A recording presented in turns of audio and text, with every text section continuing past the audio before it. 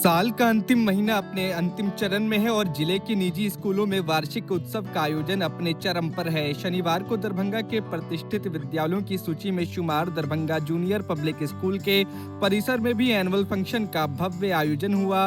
इसमें डांस, संगीत, ड्रामा और नवाचार यानी कुल 4 विधाओं पर आधारित 38 कार्यक्रमों की प्रस्तुति छात्रों ने दी। छात्रों ने जिस तरह से अपनी प्रतिभा दिखाई उससे मंच के सामने में बड़ी संख्या में मौजूद अभिभावकों में उत्साह भर गया। कार्यक्रम में मुख्य अतिथि के रूप में मौजूद दरभंगा इंजीनियरिंग कॉलेज के प्राचार्य ने इस भव्य आयोजन के लिए स्कूल प्रबंधन की जमकर सराहना की।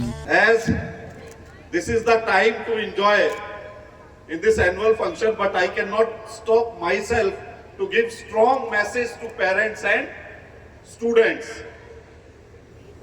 As per my opinion, जब हमने मानव योनि में जन्म लिया है तो प्रॉब्लम तो आएंगी। जब भगवान राम आए थे मानव योनि में तो he has faced lot of problems in his life. Wife का किडनैप हो गया, भला हो जटायु का बता दिया कि वाइफ आपको रावण किडनैप करके ले गया है। तो अब हम क्या करें? प्रॉब्लम तो आएगी। स्टूडेंट लाइफ की अलग प्रॉब्लम है, प्रोफेशनल लाइफ की प्रॉब्लम अलग है, सोशल लाइफ अलग है, अलग प्रॉब्लम्स हैं। Everything is mindset. If you are carrying attitude to resolve any problem, then you will get idea to face those problems, to resolve those problems. If you are more focused for problems, then always you will cry like anything. अरे ये दिक्कत है, ये दिक्कत है, ये दिक्कत है। आगे बढ़ने वाला जो जज्बा है, उसके आगे सारी प्रॉब्लम छोटी लगती है। यहां आके जब मैं बिहार में काम कर रहा हूं, पिछले 3 सालों में जो मिथिलांचल की लीगेसी रही है, मुझे ये कहते हुए खुशी हो रही है कि वो वर्ल्ड वाइड रिकॉग्नाइज है, यहाँ के लोगों का जो टैलेंट है। लेकिन अब वो लीगेसी का रिफ्लेक्शन हम लोगों में क्यों नहीं दिख रहा है? ये एक बिग कंसर्न है। उस लीगेसी को हम रिफॉर्म कैसे कर सकते हैं, इसके बारे में सोचना अत्यंत आवश्यक है। आज की स्पर्धा में अपने को कैसे सामंजस्य करें, इसके लेकर विभिन्न प्रोग्रामों के द्वारा उनको दिखाने का मौका मिल रहा है। हमारा ये वार्षिक उत्सव है, हर साल हम मनाते हैं। बड़े धूमधाम से बच्चों ने इसकी तैयारी की है। लगभग 750 बच्चों ने भाग लिया है और हम चाह रहे हैं कि हमारे बच्चे विभिन्न क्षेत्रों में आगे बढ़ें। इसके लिए हमारी तरफ से एक छोटा सा सहयोग है। क्या कुछ सिखाता है ये कार्यक्रम साथ में कोलैबोरेशन सिखाता है कि हम जब कहीं काम करते हैं तो टीम में कैसे काम करना है। अकेले काम करने से कुछ हासिल नहीं होने को है। हमें एक ऐसा माहौल देना है जहां हम एक टीम बना के काम कर सके, चाहे वो कोई भी क्षेत्र हो, बच्चे वहां टीम में काम कर सके। उनको लोग भाग लिया इस कार्यक्रम में हमारे यहाँ सुकृति, नृत्य ग्रुप, आकृति, बहुत सारे बच्चे हैं जिन्होंने डांस में भाग लिया है, बहुतों ने नाटक में भाग लिया है। हर वर्ग से एक एक 2-2 कार्यक्रमों की प्रस्तुति है। बच्चों को इसमें जो सिखाया गया है, ये इसमें कितना रोल मानते हैं आप शिक्षकों का? इसका पूरा श्रेय हमारे स्कूल के शिक्षकों को ही जाता है। ये एक टीम वर्क है जो आपके सामने प्रस्तुत हो रहा है। मेरे टीचरों ने 15 दिनों तक लगातार मेहनत की है, तब जाके हम ऐसा प्रस्तुति दे पा रहे हैं। क्या कहिएगा सर, आज कार्यक्रम था?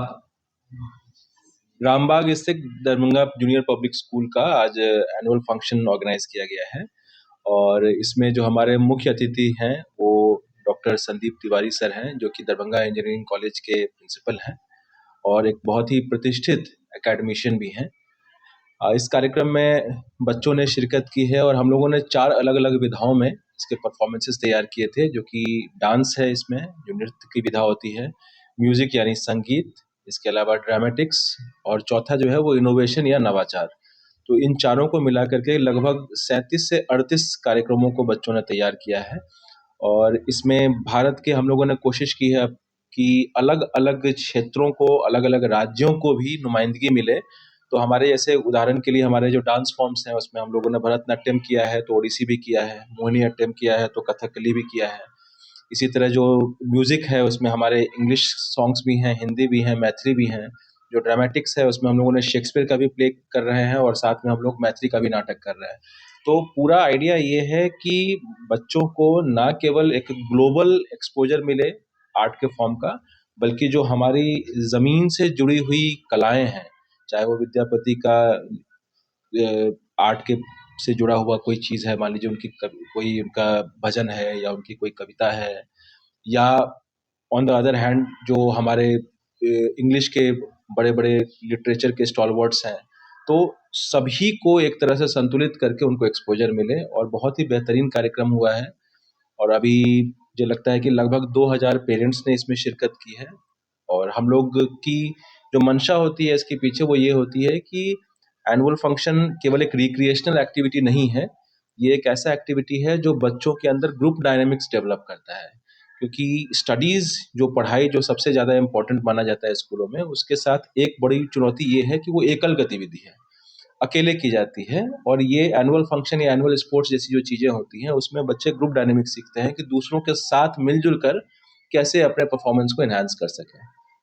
कितने सर, बच्चे आपने शामिल बात हुए कहा इसमें? इसमें आज आपने भाषण में कहा कि आईएएस बन जाना अच्छी बात है, डॉक्टर बन जाना अच्छी बात है, लेकिन सामूहिक ज्ञान भी होनी चाहिए किसी से बच्चे। इसको बड़े ही सिंपल वर्ड्स में कहूँगा कि हम लोग कहते हैं शिक्षा का उद्देश्य क्या है, तो शिक्षा के मेरे हिसाब से 3 उद्देश्य हैं। पहला ये कि उसको इकोनॉमिकली कैपेबल बनाए, यानी कि उसको इतना कम से कम काबिल ज़रूर बनाए कि अपनी रोजी-रोटी वो चला सके बच्चा, इकोनॉमिकली अपने ऊपर डिपेंडेंट रह सके, आत्मनिर्भर रह सके। दूसरा मकसद शिक्षा का ये है कि वो सामाजिक रूप से जो है परिपक्व हो, सामाजिक रूप से भी वो बिल्कुल अकेला ना हो जाए, क्योंकि बहुत सारी चीज़ें ज़िंदगी में ऐसी है जो जब तक वो दूसरों के साथ मिलजुल कर काम नहीं करेगा वो संभव नहीं है उसके लिए। मैंने वही उदाहरण दिया था उस संदर्भ में कि अकेले बैठकर पढ़ाई करने से कोई व्यक्ति तपस्या करने से आईएएस तो बन सकता है, लेकिन एक सक्सेसफुल डिस्ट्रिक्ट मजिस्ट्रेट होने के लिए उसका सरोकार समाज के साथ होना चाहिए, क्योंकि वो एक सक्सेसफुल डीएम नहीं बन पाएगा जब तक उसका समाज के साथ सरोकार नहीं है। एक सक्सेसफुल इंजीनियर नहीं बन पाएगा, आईआईटी में बच्चा जा सकता है, लेकिन जब तक वो समाज के साथ अपना एक सामंजस्य नहीं स्थापित करेगा तब तक वो अच्छा इंजीनियर, एक कुशल इंजीनियर नहीं बन पाएगा। एक डॉक्टर बन सकता है, नीट एग्जामिनेशन क्लियर कर सकता है वो अकेले पढ़ाई करके, लेकिन एक सक्सेसफुल सर्जन होने के लिए उसको तमाम दूसरे भी लोगों की आवश्यकता पड़ेगी।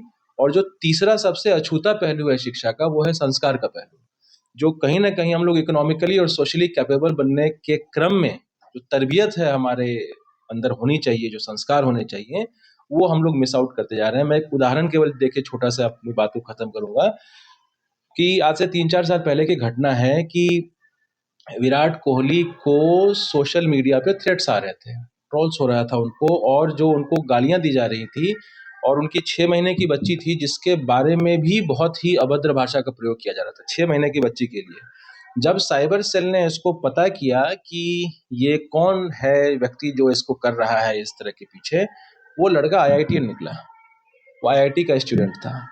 तो क्या वो इकोनॉमिकली कैपेबल है? हाँ है। क्या सोशली एक्सेप्टेड है? हाँ है, क्योंकि कोई भी आईआईटी का बच्चा होता है, आप जानते हैं, आप मीडिया से जुड़े लोग हैं, कि वो एक अपने शहर का मोहल्ले का सेलिब्रिटी होता है। इसके बावजूद क्या वो एक सफल ह्यूमन बीइंग बन पाया? Answer is no. तो जो तीसरा इसका बहुत इंपॉर्टेंट पहलू है शिक्षा का, जो तरबियत या संस्कार का है, वो भी उतना ही जरूरी है। ये तो घर से भी मिलता चीज़ जो मुझे लगता है कि ये एक ही सिक्के के 2 पहलू हैं, जिसमें एक तरफ पेरेंट्स होते हैं और दूसरी तरफ जो है वो टीचर्स या एजुकेटर्स होते हैं। तो जैसे मैं किसी भी सक्सेस का पूरा क्लेम नहीं ले सकता हूँ कि मान लीजिए कोई बच्चा अगर हमारे स्कूल से बहुत अच्छा करता है, तो ऐसा नहीं है कि बिना घर के माहौल के या बिना माता पिता के एनकरेजमेंट के या उनके इन्वॉल्वमेंट को बच्चा सक्सेसफुल हो रहा है। वैसे ही जब बच्चा अपने राह से भटकता है तो उसमें भी उसकी जिम्मेदारी जो है वो ना केवल किसी एक पहलू की होती है, उसके माँ बाप की भी जिम्मेदारी है, उसके टीचर्स की भी जिम्मेदारी है, और उसके आस पड़ोस के समाज की भी जिम्मेदारी है कि स्टडीज या एकेडमिक्स या अध्ययन, जो कि सबसे इम्पोर्टेंट पहलू माना जाता है किसी भी स्कूल एजुकेशन का, उसके साथ सबसे बड़ी चुनौती ये है कि studies by default is an individual activity, यानी एकल गतिविधि है। मैं अकेला रह के पढ़ सकता हूँ, और अकेला रह के मैं टॉपर भी बन सकता हूँ, और अकेला पढ़ के मैं आईआईटी में रैंक 1 भी ला सकता हूँ। लेकिन समाज में कामयाब होने के लिए, समाज में हमको सक्सेसफुल होने के लिए एकल गतिविधि काफ़ी नहीं है, क्योंकि मुझे दूसरों से इंटरेक्ट करना है, मुझे साथ में लोगों को चलना है। यही बच्चा जब आगे जाकर के एक इम्पोर्टेंट पोजीशन पर पहुंच जाएगा, उसके साथ जो है सो बहुत सारे टीम मेंबर्स होंगे, उसको भी मैनेज करना है। इसीलिए एकल गतिविधि सफिशिएंट नहीं है। इसीलिए हमें ज़रूरी है किसी भी स्कूल के लिए कि वो दूसरे को स्कॉलस्टिक एक्टिविटी को साथ लेके जाए।